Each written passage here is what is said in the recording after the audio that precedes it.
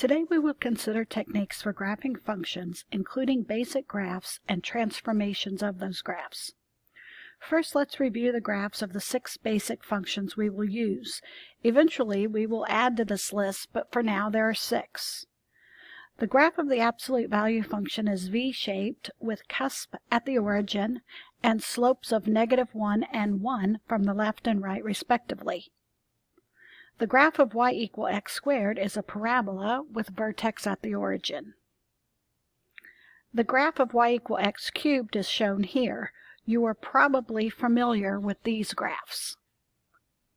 We will also need the graph of y equal square root x, which is only half of a reflected parabola. Recall that the domain of the square root function is the interval of non-negative real numbers. The graph of y equal the cube root of x is similar but has domain from -infinity to infinity and looks like a reflection of y equal x cubed. Finally, we have the graph of y equal 1 over x. This graph is actually called a hyperbola, and the axes are asymptotes of the graph. The input x equals 0 isn't in the domain of the function, and the output y equals 0 isn't in the range of the function. Now let's consider the transformations, beginning with vertical and horizontal translations or shifts. In this discussion, f is any function, and h and k are positive constants. We should think about f as being one of the 6 functions whose graphs we already know. The graph of the function g of x equal f of x plus k is the graph of f shifted up k units. That is, adding k on the outside of the function moves the graph up k units. Similarly, the graph of the function g of x equal f of x minus k is the graph of f shifted down k units. That is, subtracting k on the outside of the function moves the graph down k units. In all transformation, changes on the outside of the function have a vertical effect on the graph. Changes on the inside of the function have a horizontal effect on the graph, as we will see. The horizontal effects are in some sense in the counterintuitive direction.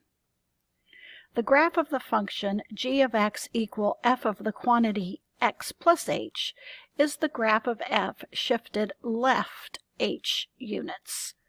That is, adding h on the inside of the function moves the graph left h units. In some sense, left is counterintuitive to the direction we might expect. Similarly, the graph of the function g of x equal f of the quantity x minus h is the graph of f shifted right h units. That is, subtracting h on the inside of the function moves the graph right h units. Let's consider an example of a vertical translation. We'll start with the graph of y equal absolute value x. Adding 2 on the outside of the function moves the graph up 2 units, while subtracting 2 on the outside of the function moves the graph down 2 units. We'll use the same function to illustrate horizontal translations. Adding 2 on the inside of the function moves the graph left 2 units, while subtracting 2 on the inside of the function moves the graph right 2 units. The horizontal transformations are always in the counterintuitive directions. Notice that I'm using the word translations and transformations. Translations are the shifts of the graph, either vertically or horizontally. Transformations are the collection of all the graphical moves we make, shifts, flips, stretches, and/or compressions.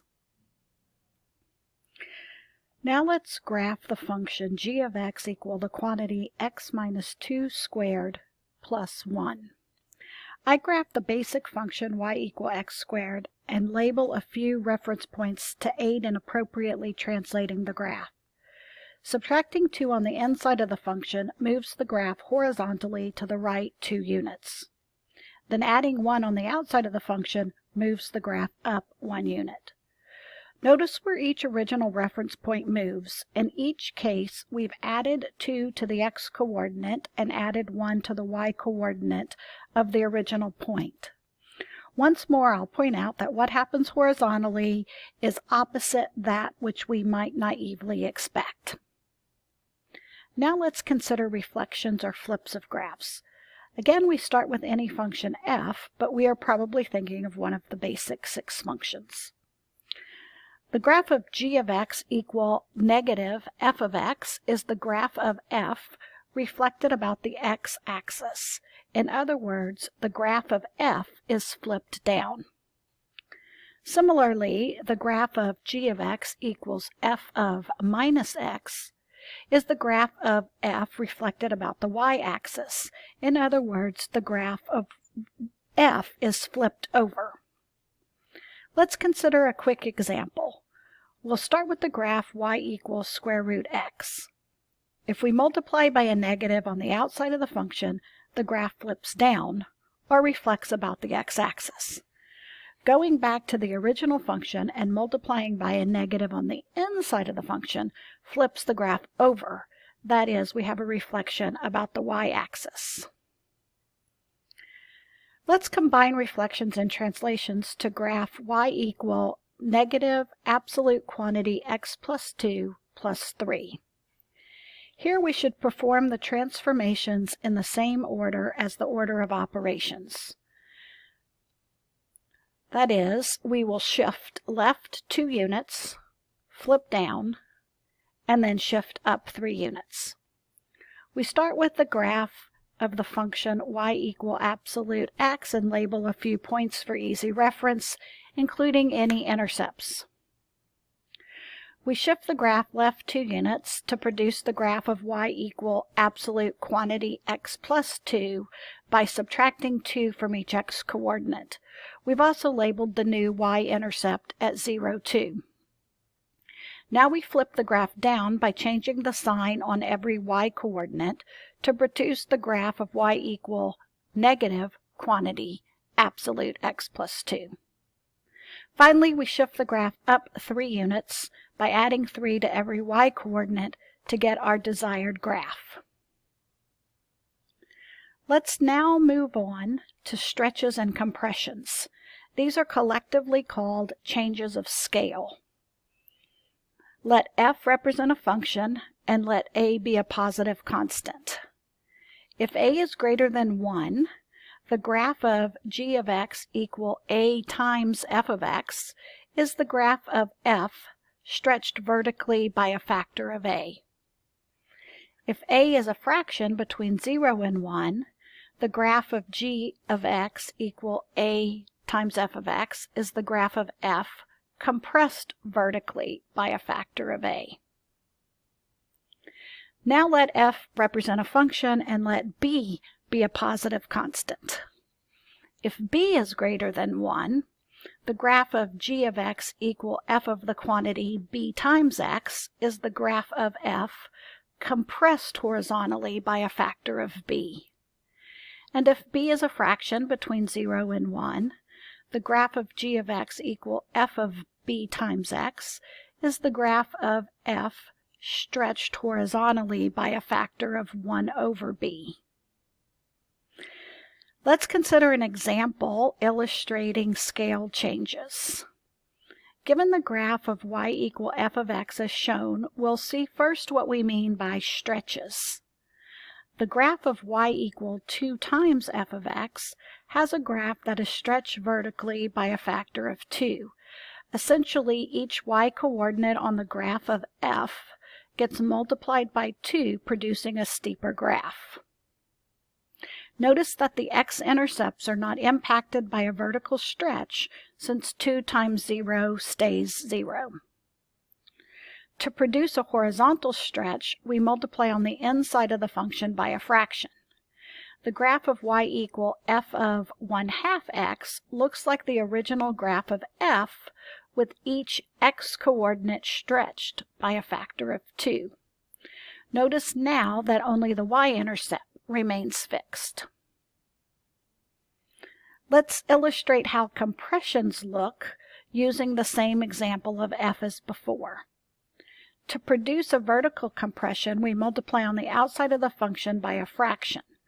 The graph of y equal 1/3 times f of x looks like the graph of f compressed by a factor of 1/3 because each y coordinate gets multiplied by 1/3. Notice, for example, that the old point at -1, 3 moves to the new point at -1, 1. Multiplying on the inside by a constant larger than 1 will produce a horizontal compression. Essentially, each x-coordinate on the original graph gets compressed by a factor of 1/b. On the graph of y equal f of 2x, the old point at -2, 0 moves to the point -1, 0. The old point at 2, 0 moves to the point 1, 0, etc. Horizontal scale changes are used extensively in trigonometry courses. Before our final example, let's review the transformations we've discussed. We'll start with those transformations having a vertical effect and an algebraic adjustment on the outside of the function. Adding on the outside shifts up, subtracting on the outside shifts down. Multiplication by a negative on the outside of a function flips down. Multiplication on the outside by a constant bigger than 1 produces a vertical stretch. Multiplication on the outside by a fraction between 0 and 1 produces a vertical compression. When combining multiple adjustments on the outside of the function, we perform the related transformations in the usual order of operations. Considering those transformations that have a horizontal effect, the algebraic adjustment is on the inside of the function. These transformations move in a somewhat counterintuitive or backward way. Addition on the inside produces a shift left, while subtraction on the inside produces a shift right. Multiplication by a negative on the inside of a function produces a flip over. Multiplication on the inside by a constant greater than 1 produces a horizontal compression, and multiplication on the inside by a fraction produces a horizontal stretch. When combining multiple adjustments on the inside of a function, we perform the related transformations in the reverse order of operations. For our final example, we're given the graph of y equal f of x and asked to sketch the graph of g of x equal f of 1/2 x plus 1 minus 3. For our solution, we need to rewrite the function and then decide the order in which to apply the transformations. First, we rewrite the function by factoring the 1/2 inside the function to produce f of 1/2 the quantity x plus 2 minus 3. Essentially, we've just factored on the inside of the function. And now we plan the order in which we want to apply the transformations. The inside transformations are horizontal, counterintuitive, and applied in the reverse order of operations. So we have a horizontal stretch by a factor of 2, followed by a horizontal shift left 2 units, and then we'll produce a downshift of 3 units. Here's our original graph. First, we apply a horizontal stretch by multiplying each x-coordinate by 2. Then, we shift all the points left 2 by subtracting 2 from each x-coordinate. Finally, we shift everything down 3 units to produce our desired graph. Applying these transformations accurately takes a bit of practice, so you will want to work out some examples of problems of your own. Any college algebra textbook will have plenty of examples and problems for you to consider.